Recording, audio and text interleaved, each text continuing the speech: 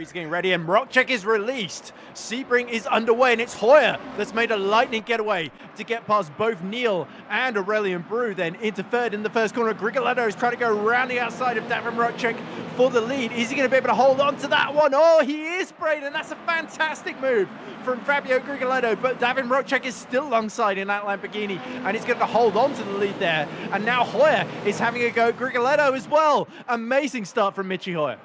As we take a look at our GT3 field, Kamal Nawi has slotted into the third position, and one of our that's one of our hypercars that is slicing through, and 3 wide.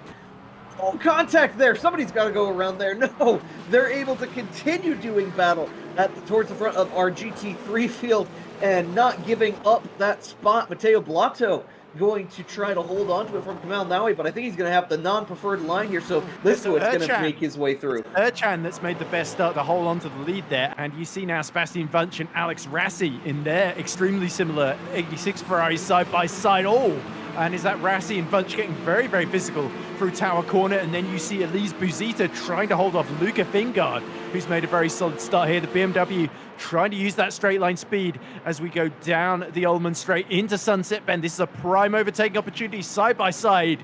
Go Rassi, is that Rassi trying to go all the way around the outside of Sebastian Wunsch, and Wunsch desperately holding on there, but Fingard has made it through just behind them there, so good move from Fingard. And where is Prendergast? He is behind Rodriguez. Kieran Prendergast continuing to try to make up time, making up a position on Michele Rodriguez now. David Levy's got Marco Di Buono all over the back of him, and then Jules Neal in front of him. So Mark Veit has actually made a good getaway to split the two Cadillacs up the inside, and whoa, it's almost going to be a double move from Marco Di Buono because Neal and Levy in difficulties there. The battling absolutely continuing. It's been ferocious so far here. Oh, Bert Knops is off! Bert Knops is off at the, that looks like the Genderbean bend, I think. He's just dropped it out. Another attempt up the inside by Kieran Prendergast, and Prendergast has to back out almost, or does he? He's still alongside Luca Fingard as they cross the start-finish line.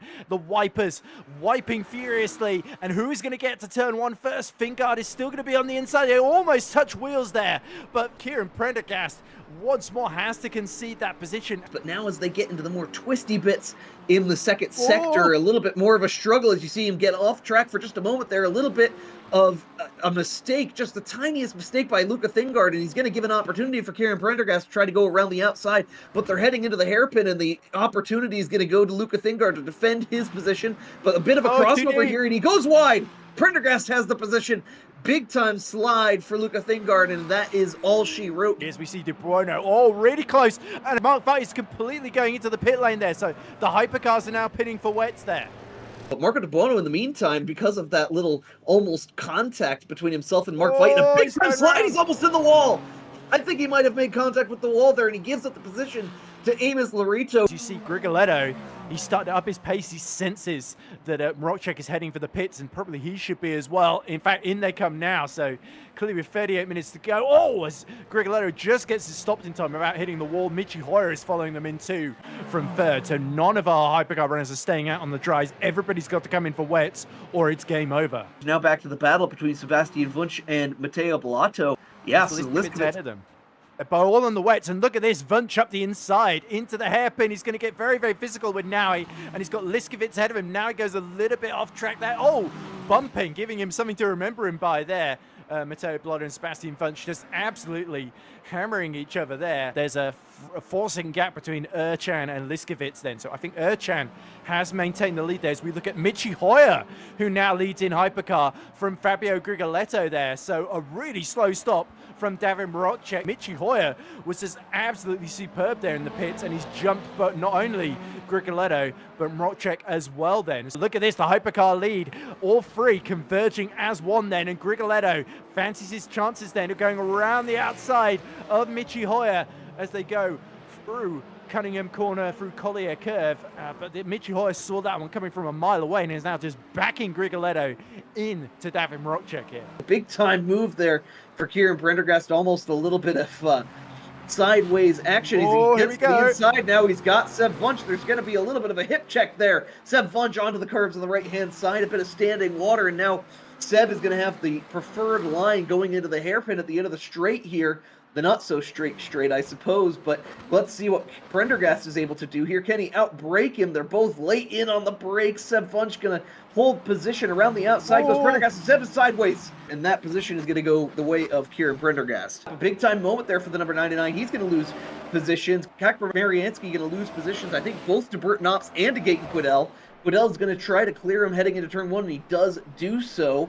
Here comes the number 5, Paul Shapensky. That must be Mark Veit then, just making his way through. And look at this, now he's taking advantage here to pass Matteo Blotto. Blotto leaves enough of a gap up the inside through turn 2, and Kamau now he slots through to get himself back onto the podium there. It looks like a big opportunity here for Prendergast to try to get a run into turn 1.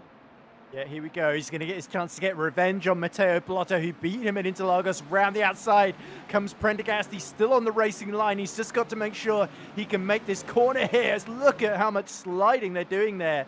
And Prendergast is ahead of Kamau. But now Blotto trying to go around the outside at hairpin turn as he positions himself well. Erwin Liskovitz is hanging on as best he can. Oh, they both go wide. Blotto is off into the kitty litter, and through goes Prendergast and Kamau Naui. This race looking more and more like a Formula Drift competition than like the Virtual Motorsport Series. And it looks like we've lost Ferrari in the wall. The Ferrari is off and in the wall. He's going to try to rejoin. Can he get safely back onto the track with this long line of cars? As Kieran Prendergast going to try to go around the outside, but not going to be able to do it in the hairpin. Oh, he's done it again. He's done it again.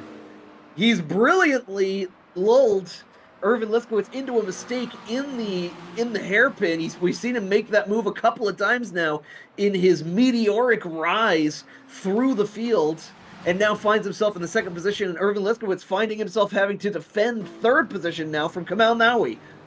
Yeah, and now he goes around the outside because Liskovitz, he's clearly chewed through those rear tyre wets on the Ferrari there, as we're about to see them all go 3 wide down the straight here. Kamau Naui making another move on Liskovitz. He's got the inside for Sunset Bend. Blotto waits patiently in arrears. I think there's some company going behind them, but look at this. Erwin Liskovitz is having to slot in behind then. The Ferrari Cup in positions 3 through 5. See, off there goes, is that I think that's Seb Bunch, gone off.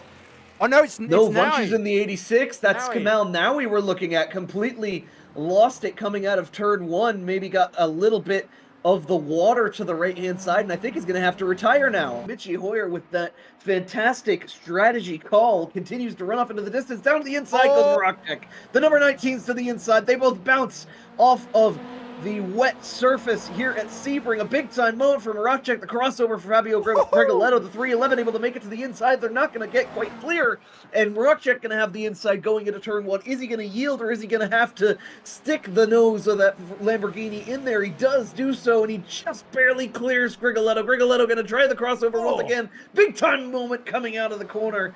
Dramatic couple of minutes there. And now Marocek makes a mistake into the hairpin, and immediately Gregoletto goes back through there. So Marocek did all the hard work and just got his braking wrong there. And Fabio Gregoletto very, very gratefully gets back into second position. But it's a late move. It's diving up the inside. This time he locks wheels with Fabio Gregoletto. Does Davin Marocek. Gregoletto has to go off track. And was that a bit of a desperate dive from Davin Marocek? Either way, it works, but I don't think Gregoletto is going to be too happy with that one. Mark Veit going to have to fight for his life for the next 3 minutes and 50 seconds as Amos Lorito makes a big move to the inside.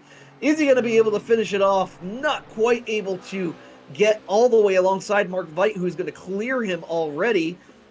Through the fast double left-hander, it's going to be to the inside goes Amos Lorito. Once again, he makes contact. He shoves his way through the Cadillac.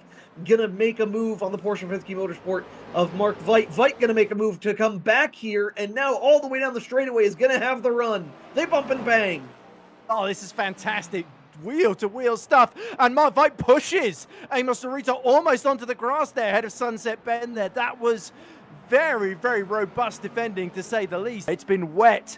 It's been all sorts of obstacles to overcome today, but Michi Hoyer overcame them all. Across the line he comes. It's victory for Michi Hoyer. His first win in the VMS Pro season coming at round 3 in Sebring. Mrokchek continues his strong run to take second, and Grigoletto takes his first podium in third. Arda Urchan, the number 55, was just untouchable this race. Probably the most dominant performance we've seen from anyone in either of the categories so far this season. Arda Urchan in the Vista AF Corsa Ferrari going to come across the line, and what a run from Kieran Prendergast from 12th position on the grid all the way up to 2nd. Let's go through the provisional finishing order. Arda Urchan takes his first win of the season there in the number 55. 5 seconds ahead of a charging Kieran Prendergast. He takes second for the 3rd time in a row on the road. Kieran Prendergast must be getting a bit sick of this by now, but nonetheless, that was one of his best performances of the season. 12th on the grid, he fought his way through wet and dry to get up to second. Matteo Blotto holds on to third to continue his strong run of form, with Sebastian Wunsch recovering to fourth after a slightly up and down race. Elise Buzita take a bow in 5th position in the Corvette. Then it is Fabien Ballet, another 6th place for him. A little bit disappointment. It could have been a bit more for Fabien Ballet today. Luca Fingard, another P7 for him in the BMW, beating Michel Rodriguez, who finished 8th. Then it's Marcus Crawford, his first ever top 10 in 9th, and Regan Mitchell rounds out the top 10 in that 95 McLaren. Let's go through our Hypercar results there. Michi Hoyer takes the victory in a fantastic drive against the odds to beat Davin Mrokchek by 2.2 seconds in the end. Mrokchek not quite able to recapture his heroics from pole this time around, but nonetheless, banking good points. It's still very, very close between Hoyer and Mrokchek in the lead of the championship. Fabio Grigoletto takes his first podium in 3rd. It was a good fight between him and Mrokchek, but it was the Polish driver that prevailed in the end. Aurelian Brew, his best ever finish in 4th, so Cadillac's very much to the fore today. Mark Veit just holds off Amos Lorito in a thrilling fight for 5th. Then it is David Levy who holds off Jules Neal similarly in the fight for 7th. Bert Knops, his best ever result in 9th in the Porsche, with Gaetan Quidel recovering from a terrible qualifying to round out the top 10.